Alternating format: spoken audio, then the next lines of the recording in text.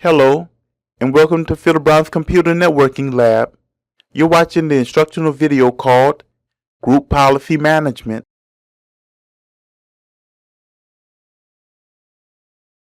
We are on the domain controller DC1. Our goal for this video is to take a look at the Group Policy Management tool and see how it can be useful in helping us to centralize the management of our domains. Here we can see that the group policy is authoritative over the philibrown.local for us. It also has domains and sites, and there are tools to help us in the correct configuration of group policies. Let's take a look at the philibrown domain.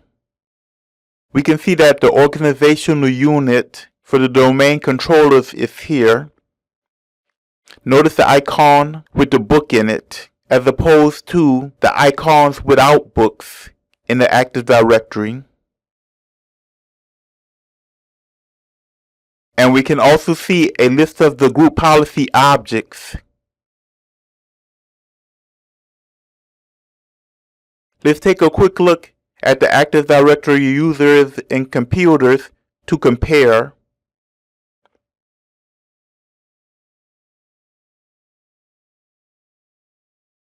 Here we have the domain controller with the book icon inside of the organizational unit icon, and other ones that don't have them.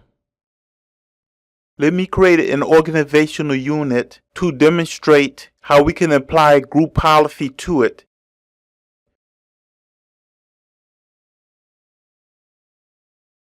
This is very important because these created organizational units are where we can attach group policy objects to in order to control the users, computers, printers, shared folders, and other such Active Directory objects.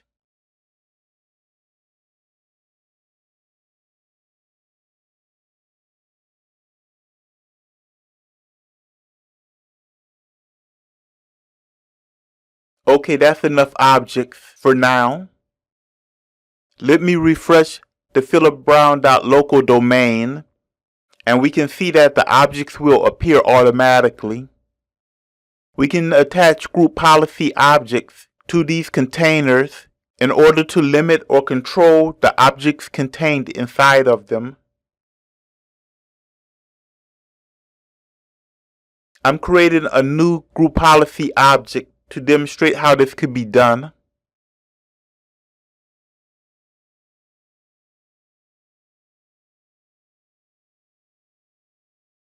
I made this test lab group policy object, and it currently has no controls on it initially.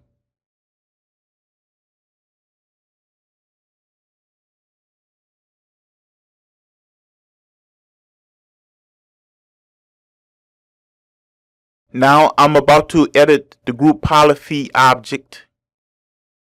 I can choose either from computer configuration or user configuration.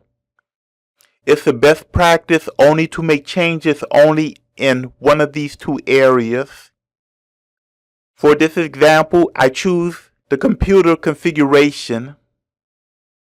There are literally thousands of objects that can be controlled using group policy. I'll go to the personalization settings and make some modifications. Notice that most of the group policies have not configured on them. This is because it will allow you to define what type of controls you want it to have on it. So it often will have the enabled or disabled by default. A choice of not enabled means that the group policy will not apply to it and it will choose its default. Now I will drag and drop the group policy object into the computer accounts organizational unit. And so the test lab GPOs will apply to all the computers inside of the computer account container.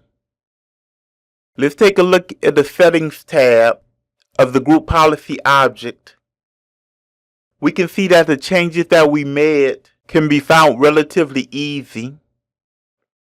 The selections that we made no modifications in are not displayed. We can also put group policy objects in sites.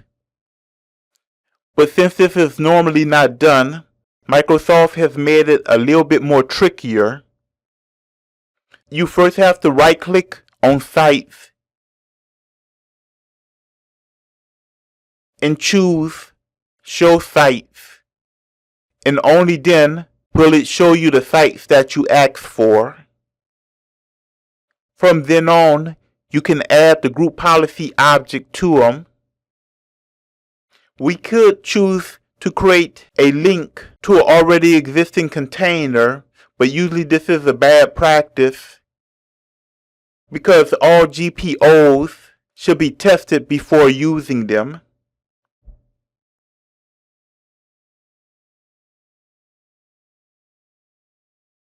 Let's add our test GPO to the default first site.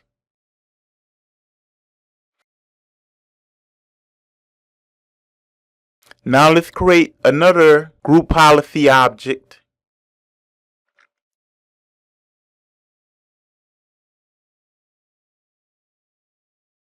We can edit it also. Now let me give you an idea of how large these group policy objects really are. Notice I'm not clicking on all the expansion arrows. This is a very large listing, and you can control a lot of features on the computer with the group policy objects. Remember, there's over 8,000 individual group policy objects.